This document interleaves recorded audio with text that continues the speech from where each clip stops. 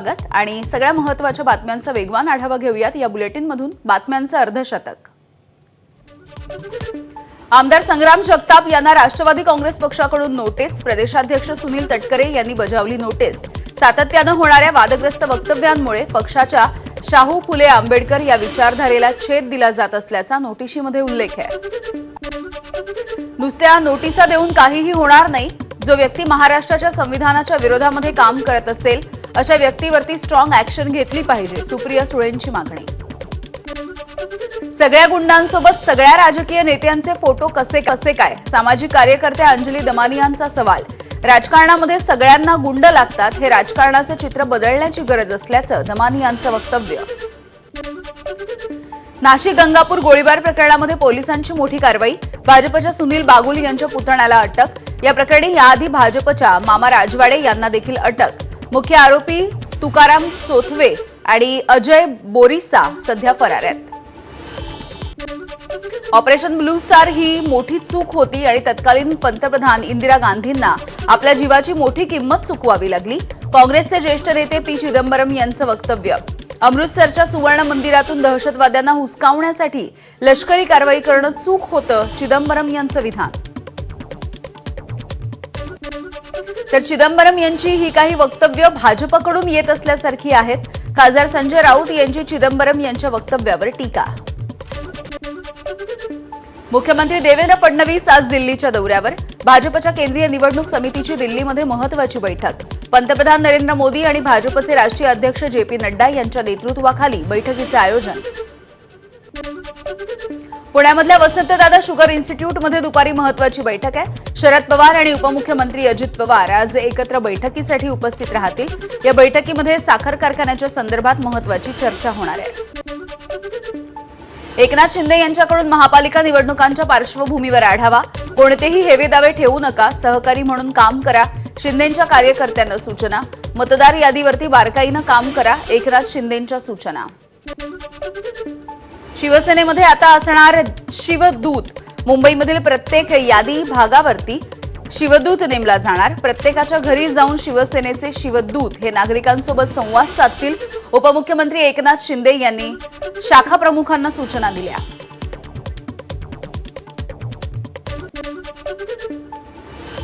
स्थानिक स्वराज्य संस्थांच्या निवडणुकीसाठी भाजप विरोधकांमधील बड्या नेत्यांना दारं खुली करणार आहे। नवी मुंबई, ठाणे, वसई, विरार, सिंधुदुर्गमध्ये भाजपमध्ये जोरदार इन्कमिंग होण्याची शक्यता आहे। रत्नागिरी जिल्ह्याच्या मंडणगड इथे दिवाणी न्यायालयाच्या इमारतीचं लोकार्पण पार पडलंय। या सोहळ्यासाठी सरन्यायाधीश भूषण गवई, मुख्यमंत्री देवेंद्र फडणवीस, उपमुख्यमंत्री एकनाथ शिंदे, उद्योगमंत्री उदय सामंत उपस्थित।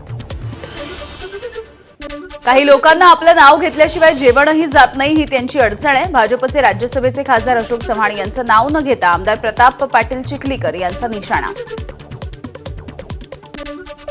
बीडमध्ये वंजारी समाजाचं आंदोलन। वंजारी समाजाला एसटी प्रवर्गामधून आरक्षणाच्या मागणीसाठी संत भगवानबाबा चौकामध्ये चक्काजाम। अहिल्यानगरच्या शेवगावमध्ये वंजारी समाजाचं 11 दिवसांचं उपोषण स्थगित। अनुसूचित जमाती आरक्षणासाठी हे आंदोलन होतं। पालकमंत्री राधाकृष्ण विखे पाटील यांचं 15 दिवसांमध्ये मुख्यमंत्र्यांशी चर्चा करण्याचं आश्वासन। एसटी कर्मचाऱ्यांचं उद्या आंदोलन आहे। एसटी कर्मचाऱ्यांची थकीत 4,000 कोटी रुपयांची देणी देण्यात यावीत, यासाठी कामगार संघटना कृती समितीसोबत अन्य 2 संघटनांकडून आंदोलनाचा पवित्रा।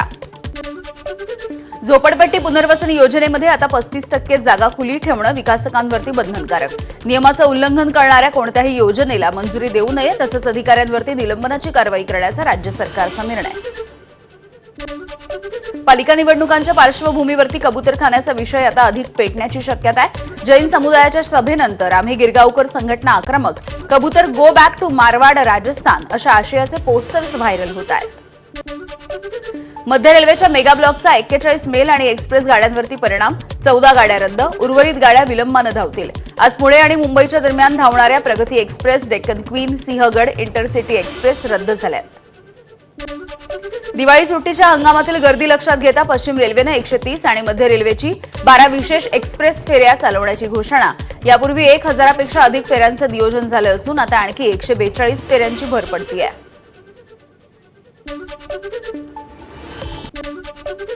दिवाळी आणि नाताळच्या सुट्ट्यांमध्ये तुळजाभवानी मंदिर हे रात्री 1 वाजता खुलं होणार आहे। 14 ते 31 ऑक्टोबरच्या दरम्यान विशेष वेळापत्रक लागू. भाविकांचं दर्शन सुलभ व्हावं यासाठी या वेळेमध्ये बदल करण्यात आलाय. नाशिक शहर पोलिसांच्या नंतर ग्रामीण पोलीसही ऍक्शन मोडवर. आक्षेपार्ह मजकूर टाकत रील व्हायरल करणाऱ्या, दहशत माजवणाऱ्या गुंडांचा पोलिसांनी माज उतरवला. जळगाव शहरामधील मोहाडी रोड परिसरामध्ये प्रेम प्रकरणाच्या संशयावरून एका तरुणाला बेदम मारहाण, दुचाकी पेटवल्याची घटना. या प्रकरणामधील 3 संशयित पोलिसांच्या ताब्यात, इतरांचा शोध सुरू आहे. पुण्यामध्ये टॉय रूम पबमध्ये रात्री 1:30च्या नंतर दारू विक्रीचा मदसेचा आरोप. टॉय रूममध्ये पहाटे 3 वाजेपर्यंत खुलेआम मद्य विक्री होत असल्याचा आरोप आहे.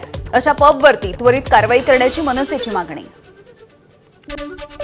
पुण्यामधल्या मार्केट यार्ड परिसरामध्ये घरफोडी. व्यापाऱ्याच्या घरामधून मोठ्या प्रमाणावरती सोनं आणि रोकड लंपास झाल्याची घटना घडली आहे. सगळी घटना सीसीटीव्हीमध्ये कैद झाली.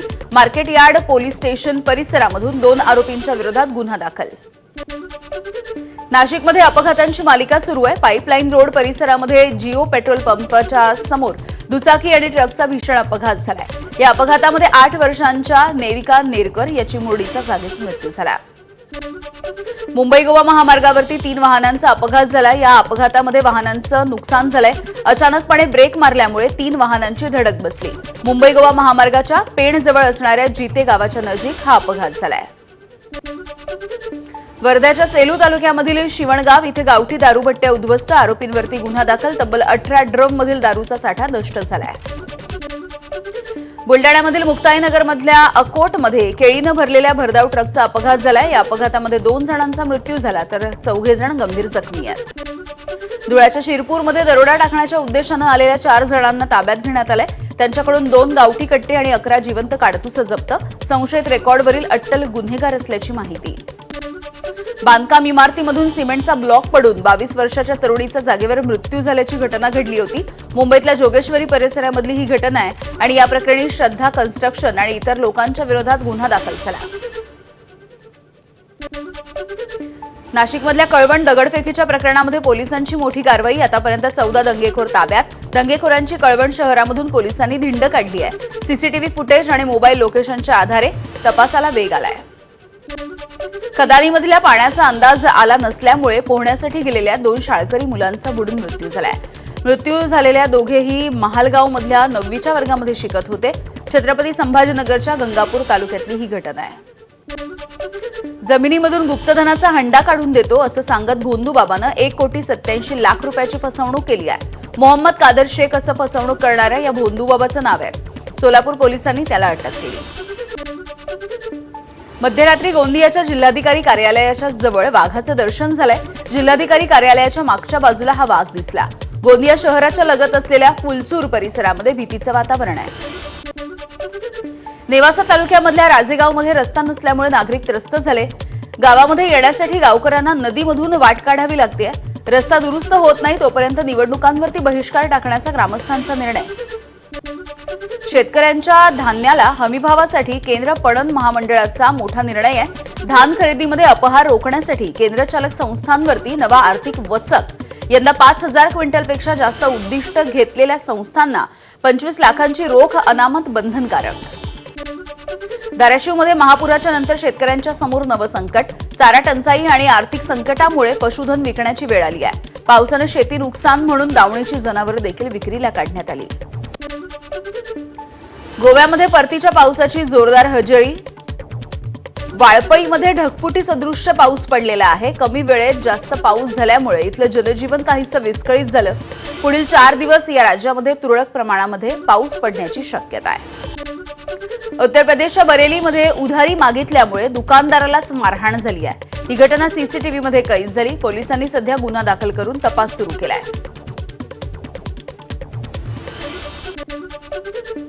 आंध्र प्रदेशामधल्या तिरुपतीमधील अॅल्युमिनियम प्लांटमध्ये भीषण आग लागली. 5 कामगार गंभीररित्या जखमी झालेले आहेत. 2 बॉयलरमध्ये झालेल्या स्फोटामुळे ही आग लागल्याची माहिती आहे.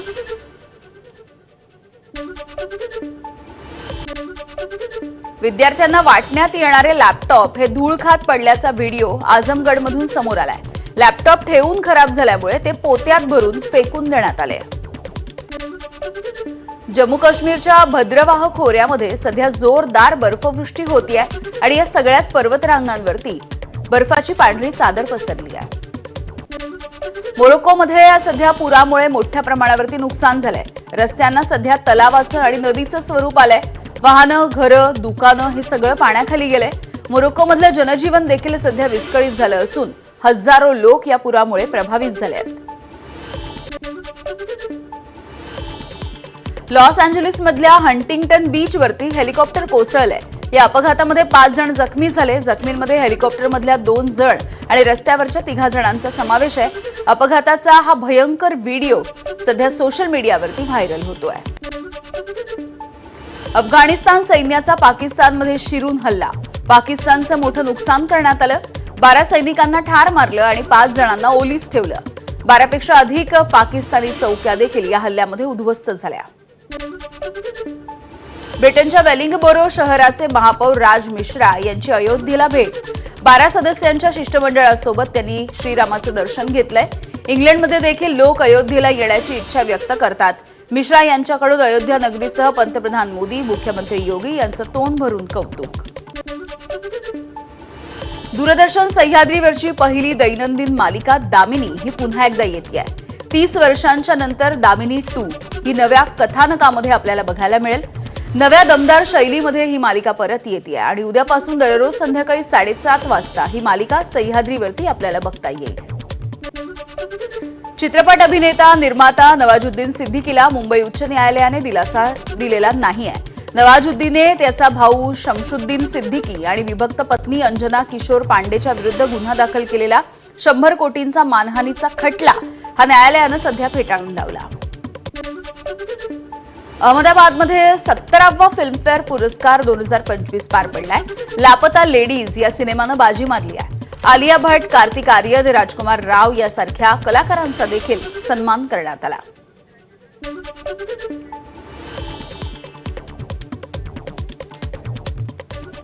तर बातम्यांचे अर्धशतक पूर्ण झालंय. काही घडामोडी सविस्तरपणे देखील जाणून घेऊयात.